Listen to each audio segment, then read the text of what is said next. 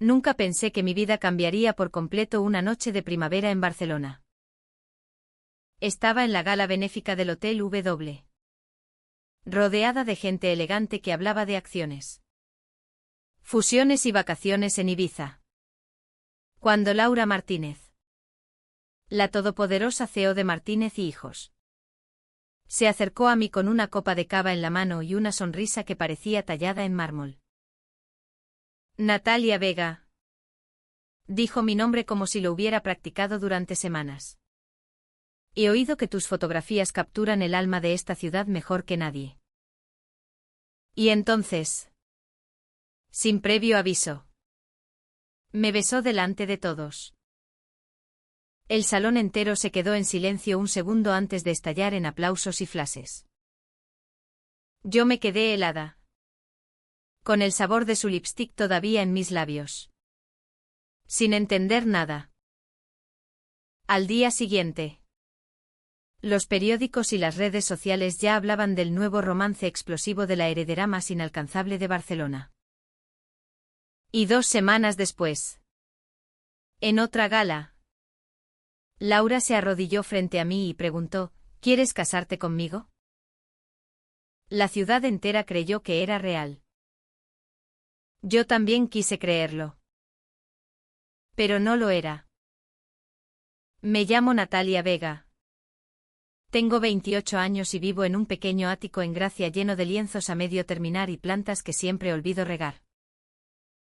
Soy fotógrafa freelance.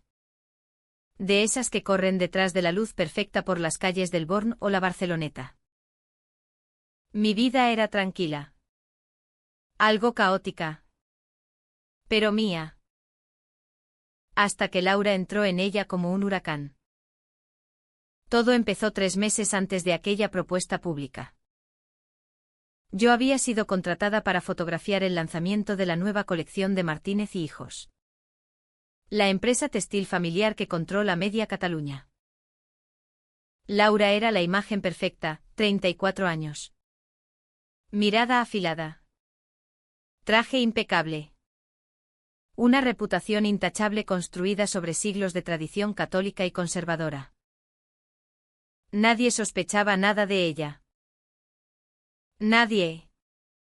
Excepto yo, que sin querer capturé algo que no debía. Era una noche tardía en la sede central, en Passeig de Gracia. Yo estaba ajustando luces cuando vi, a través del objetivo, a Laura en su despacho abrazando a una mujer. No un abrazo amistoso. Un beso desesperado. De esos que dejan sin aliento. La otra mujer era Elena, su ex asistente personal, que había desaparecido de la empresa meses atrás entre rumores extraños. Disparé la foto por instinto. Luego me di cuenta de lo que había hecho y borré la tarjeta. O eso creí. Días después, Laura me llamó a su despacho. Cerró la puerta. Me miró fijamente y dijo, sé que viste algo. Natalia. Y sé que borraste la foto pero alguien más la tiene. Su voz temblaba apenas, pero suficiente para que yo notara el miedo debajo de la armadura. Hay imágenes circulando. Si salen a la luz, destruirán todo por lo que mi familia ha trabajado. Necesito que me ayudes. No entendí hasta que explicó su plan, fingiríamos una relación. Saldríamos juntos en público. Generaríamos titulares positivos. Y cualquier foto comprometedora quedaría enterrada bajo la narrativa de Laura Martínez enamora a talentosa artista local. A cambio, me ofreció un contrato exclusivo con la empresa. Exposiciones patrocinadas. Dinero suficiente para no preocuparme nunca más por el alquiler. Solo unos meses, dijo. Hasta que el escándalo potencial muera. Acepté. No sé si por el dinero. Por la adrenalina. O porque sus ojos negros me miraban de una forma que hacía difícil decir que no. Pensé que sería fácil fingir. Pensé que podría mantener el corazón a salvo. Las primeras semanas fueron un teatro perfecto. Paseos cogidas de la mano por el Parkway.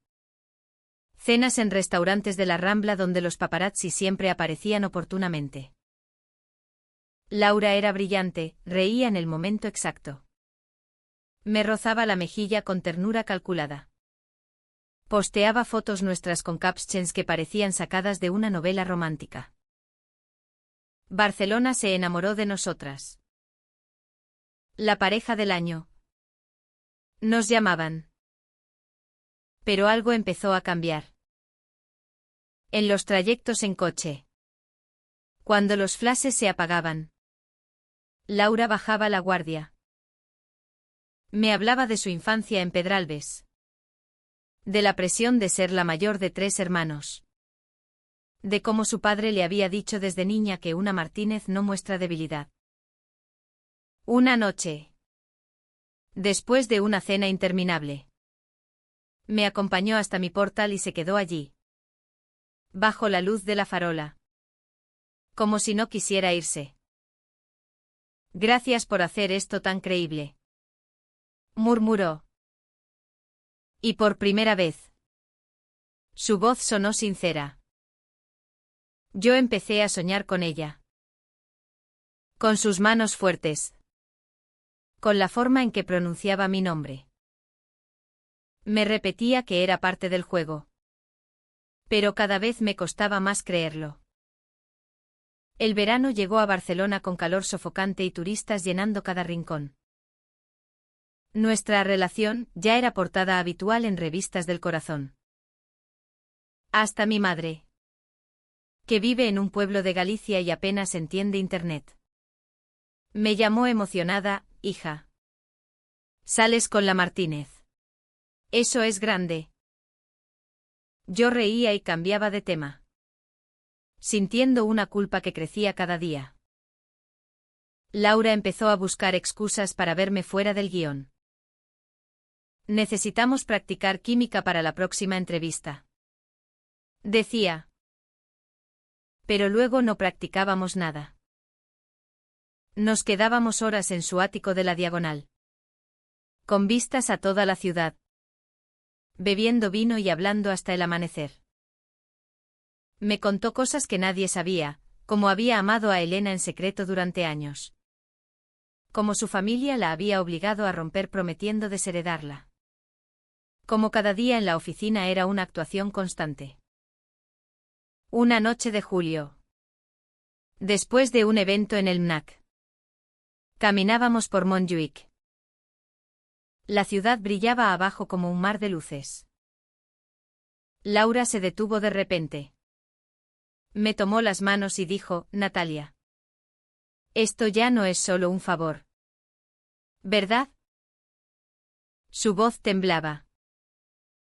Yo negué con la cabeza. Incapaz de hablar. Entonces me besó. No como en las galas. No para las cámaras. Un beso lento. Profundo. Que sabía a verdad. Desde entonces. Todo cambió.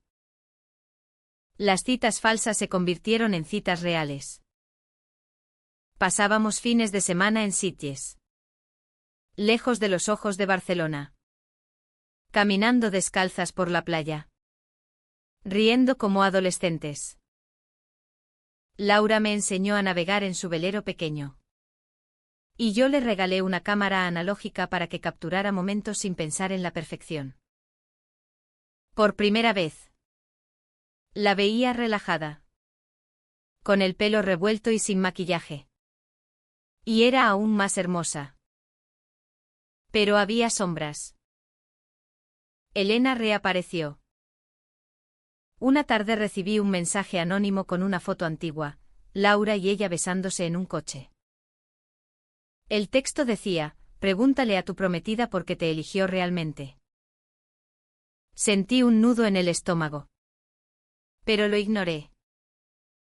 Me repetía que el pasado era pasado. Laura planeó la propuesta pública como el golpe final para enterrar cualquier rumor. Después de esto, nadie dudará de nosotras, dijo. Yo asentí, emocionada, creyendo que era también una promesa real. La noche de la gala. Cuando se arrodilló y sacó el anillo, un solitario vintage que había pertenecido a su abuela. Lloré. La multitud aplaudió. Los titulares al día siguiente fueron eufóricos, sí. Quiero. Laura Martínez y Natalia Vega se comprometen. Pensé que habíamos ganado. Que el amor había transformado la mentira en verdad. Pero 2 días después, todo se derrumbó. Estaba en mi estudio ordenando fotos cuando sonó el teléfono. Era Marta, una amiga periodista de El Periódico. Natalia. ¿Estás sentada? Acaban de filtrar unas imágenes de Laura con Elena. De hace años. Pero también correos recientes. Y hay un audio donde Laura habla de un arreglo temporal contigo. Mi corazón se detuvo. Dice que necesitaban una tapadera creíble hasta que pasara el peligro de la junta de accionistas. Colgué y busqué en internet. Allí estaba todo. Titulares crueles, ¿es el compromiso de Laura Martínez una farsa? Fotos antiguas. Capturas de emails donde Laura hablaba con su equipo de comunicación sobre la solución Vega. Y el audio, su voz fría. Profesional. Diciendo exactamente lo que Marta había resumido. Me sentí como si me hubieran arrancado el suelo. Todo ese tiempo. ¿Había sido solo estrategia mejorada? Los besos reales. Las noches juntos. ¿Las palabras dulces también parte del plan? Laura llamó 1000 veces esa tarde. No contesté. Al final apareció en mi puerta. Pálida. Con los ojos rojos. Natalia. Déjame explicarte, empezó. Pero yo ya no podía escuchar. La discusión fue brutal. Grité cosas que nunca pensé que diría. Le tiré el anillo al pecho. Todo este tiempo me usaste, yo me enamoré como una idiota mientras tú calculabas riesgos corporativos. Laura intentó tocarme. Pero me aparté como si quemara. Al principio sí era un plan. Admitió con voz rota. Pero cambió. Todo cambió cuando te conocí de verdad. Los sentimientos son reales. Natalia. Te amo. Pero yo solo oía las palabras del audio, arreglo temporal. Tapadera creíble. ¿Cómo distinguir lo real de la actuación cuando ella era tan buena actriz? Me fui a casa de mi amiga Clara en el Raval. Pasé días sin salir. Viendo cómo Barcelona devoraba nuestra historia. Los periódicos ahora hablaban de la gran estafa sentimental de la élite catalana. La empresa Martínez y Hijos perdía acciones. El padre de Laura dio una entrevista diciendo que su hija había sido víctima de una fotógrafa oportunista. Yo me convertí en la villana pública. Laura intentó acercarse varias veces. Flores. Cartas. Mensajes largos que no leí. Una noche apareció borracha en el bar donde Clara trabajaba. Suplicando que alguien me dijera que estaba destrozada. Dile que no duermo. Que no como. Que sin ella no sé quién soy. Sollozó. Pero yo no quería oírlo. Entonces llegó la carta que lo cambió todo. No de Laura, sino de Elena. Elena me citó en una cafetería discreta del Eixample. Era guapa. Con ojos tristes y una cicatriz pequeña en la ceja que no había visto en las fotos antiguas. Necesito contarte la verdad completa, dijo. Y habló durante una hora. Resulta que Elena nunca había dejado de amar a Laura. Cuando vio que Laura empezaba una relación pública conmigo, se volvió loca de celos. Había sido ella quien guardó las fotos antiguas, quien las filtró junto con correos manipulados y un audio editado sacado de contexto. El audio real era de los primeros días del plan, antes de que los sentimientos cambiaran. Elena quería destruir lo que Laura y yo teníamos para recuperarla. Laura me rechazó hace semanas, confesó Elena con lágrimas. Me dijo que estaba enamorada de ti de verdad, que por primera vez sentía algo auténtico. Yo no lo soporté. Salí de la cafetería temblando. Todo encajaba y a la vez no. ¿Podía creerla? ¿Podía creer en Laura después de tanto dolor? Esa noche busqué el audio completo, no la versión editada que circulaba. Y allí estaba, Laura hablando con su equipo al principio. Sí. Pero luego una segunda parte donde decía, cancelad cualquier plan de salida. Esto ya no es estrategia. No voy a dejarla nunca. Me senté en el suelo de mi estudio y lloré como no había llorado desde niña. Al día siguiente, Laura tenía una junta de accionistas decisiva. Su padre había convocado una votación para apartarla de la presidencia si no limpiaba su imagen, casándose con un hombre adecuado que él había elegido, Javier. El hijo de unos socios madrileños. Si Laura se negaba, perdería todo, la empresa, la herencia, el apellido. Yo lo sabía porque Clara me lo contó. Y supe que tenía que decidir. Fui al edificio de Martínez y Hijos a mediodía. El hall estaba lleno de periodistas. Subí hasta la planta ejecutiva sin que nadie me detuviera, quizá porque todos me reconocían como la prometida traicionada. Llegué a la sala de juntas justo cuando la discusión estaba en su punto más alto. El padre de Laura, don Ricardo, hablaba con voz grave: esta empresa no sobrevivirá a otro escándalo. Tienes que elegir, Laura, Javier o el ostracismo. Los accionistas asentían. Laura estaba de pie, pálida pero erguida, con los puños apretados. Entonces abrí la puerta. Todas las miradas se volvieron hacia mí.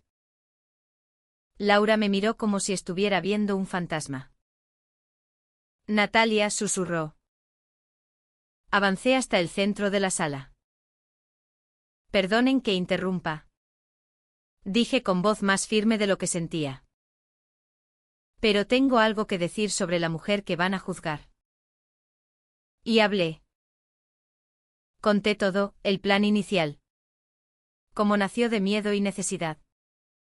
Pero cómo se convirtió en amor real. Conté cómo Elena había manipulado pruebas por celos.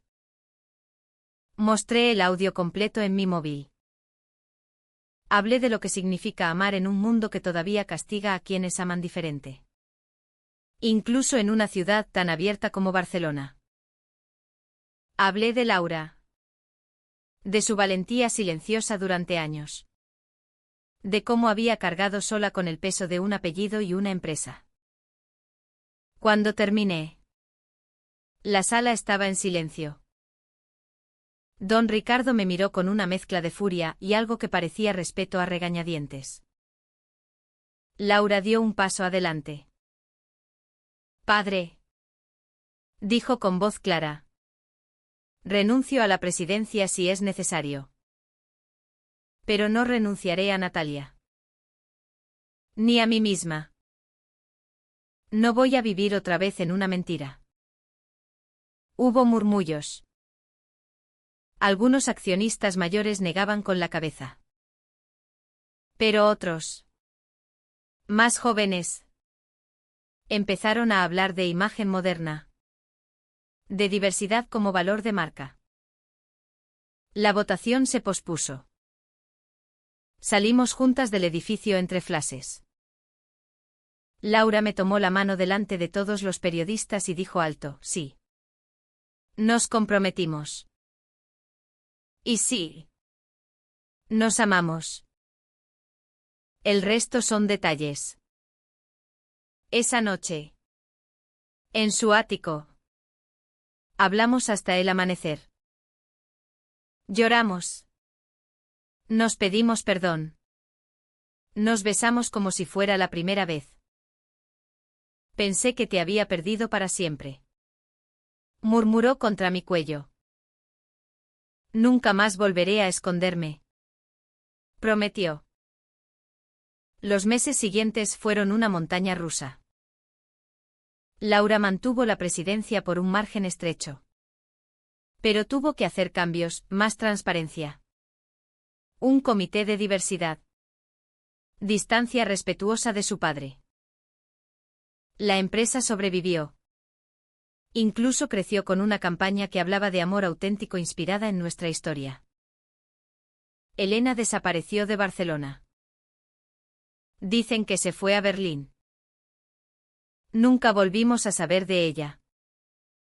Don Ricardo tardó casi un año en aceptar invitarnos a la masía familiar en el Emporda. La primera cena fue tensa. Pero cuando vio a Laura reír de verdad por primera vez en décadas, algo se ablandó en él. Nunca llegó a abrazarme. Pero dejó de mirarme como a una amenaza. Nos casamos un año y medio después del escándalo. En una ceremonia pequeña en la playa de Sitges al atardecer. Solo familia cercana y amigos de verdad. Laura llevó un traje blanco sencillo que le quedaba como un guante. Yo un vestido verde que ella misma eligió. Nos prometimos amor sin condiciones. Sin máscaras. Sin miedo. Barcelona siguió hablando de nosotras un tiempo. Pero eventualmente encontró nuevos romances que cotillear. Nosotras nos mudamos a un piso más grande en Sarriá con vistas al Tibidabo, donde tengo mi estudio y ella llega cada tarde con flores robadas del jardín de alguna gala.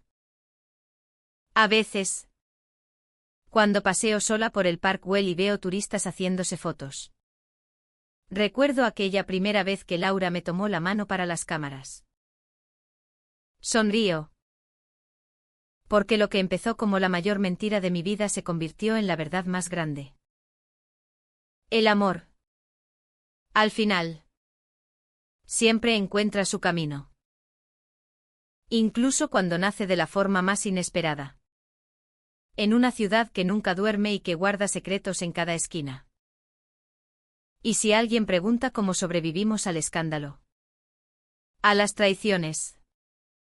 A las mentiras les digo la verdad, nos salvó elegirnos cada día. Incluso cuando era lo más difícil. Porque el amor verdadero no es el que nunca sufre. Es el que decide quedarse después del dolor.